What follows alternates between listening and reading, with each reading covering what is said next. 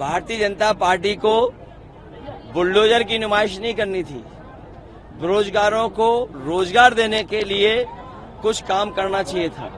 मैं अपने तमाम नौजवानों को बधाई देता हूं कि बुलडोजर के खिलाफ बेरोजगार बारात यात्रा निकाल रहे हैं। उस बेरोजगार लोगों की बारात यात्रा में हम शामिल होने जा रहे हैं। ऐसी कम होती होंगी बारातें, वो बारातें दूसरे तरह की होती हैं। ये बेरोजगारों की बारात यात्रा है जिसमें मैं शामिल होने जा रहा हूँ। कल राहुल जी ने रायबरेली से नामांकन किया, लेकिन प्रधानमंत्री मोदी जी ने कहा कि वो वायनाड से हार रहे हैं, इसलिए अमेठी हारने के बाद रायबरेली देखा। बहुत से उदाहरण हैं। नेता दो लोकसभाओं से लड़ते हैं। हम भी 2 लोकसभा से लड़ चुके हैं। नेताजी भी 2 लोकसभा से लड़ चुके हैं। प्रधानमंत्री जी भी 2 लोकसभा से लड़ चुके हैं। तो ये ऐसा नहीं है। रिकॉर्ड मतों से इस बार राहुल गांधी जी और रायबरेली दोनों जीतने जा रहे हैं। स्थानीय मुद्दे की बात, अगर विपक्ष जब जीत जाता है तो नए कपड़े पहन के शपथ लेने चले जाते हैं और हार जाते हैं तो ईवीएम पे देखिए, इस बहस के में हमें उलझना नहीं है। ये लड़ाई लंबी है और इतनी लंबी है कि इसके लिए संघर्ष लगातार चलता रहेगा।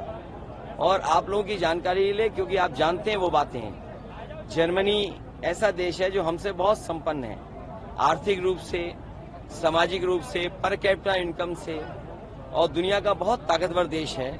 वहां पर ईवीएम इस्तेमाल करना अनकॉन्स्टिट्यूशनल माना जाता है। अगर ईवीएम से वोट पड़ेंगे तो अनकॉन्स्टिट्यूशनल होंगे।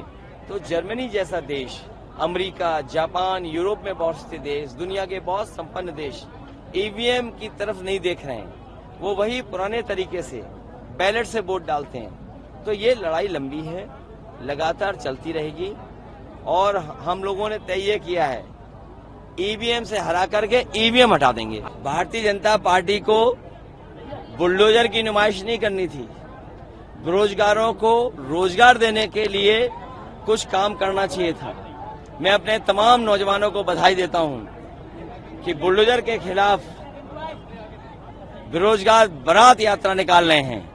उस बेरोजगार लोगों की बारात यात्रा में हम शामिल होने जा रहे हैं। ऐसी कम होती होंगी बारातें, वो बारातें दूसरे तरह की होती हैं।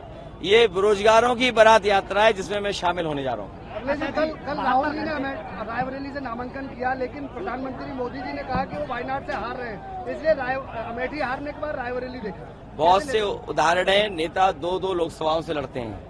हम भी 2 लोकसभा से लड़ चुके हैं। नेताजी भी 2 लोकसभा से लड़ चुके हैं। प्रधानमंत्री जी भी 2 लोकसभा से लड़ चुके हैं। तो ये ऐसा नहीं है। रिकॉर्ड मतों से इस बार राहुल गांधी जी और रायबरेली दोनों जीतने जा रहे हैं। स्थानीय मुद्दे की बात, अगर विपक्ष जब जीत जाता है तो नए कपड़े पहन के शपथ लेने चले जाते हैं और हार जाते हैं तो ईवीएम पे देखिए, इस बहस के में हमें उलझना नहीं है। ये लड़ाई लंबी है और इतनी लंबी है कि इसके लिए संघर्ष लगातार चलता रहेगा। और आप लोगों की जानकारी ले, क्योंकि आप जानते हैं वो बातें हैं। जर्मनी ऐसा देश है जो हमसे बहुत संपन्न है, आर्थिक रूप से, सामाजिक रूप से, पर कैपिटा इनकम से, और दुनिया का बहुत ताकतवर देश है। वहां पर ईवीएम इस्तेमाल करना अनकॉन्स्टिट्यूशनल माना जाता है। अगर ईवीएम से वोट पड़ेंगे तो अनकॉन्स्टिट्यूशनल होंगे।